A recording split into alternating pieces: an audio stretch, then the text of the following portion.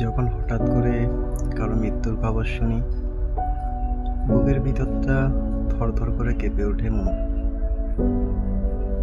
মুহূর্তে মনে হয় এরপরে সোমবারটা যদি আমার মৃত্যু হয়।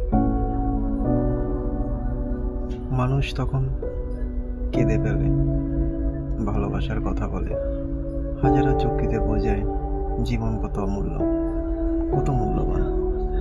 কিন্তু আমি দেখি যারা মৃতবাসী হয়ে যায়,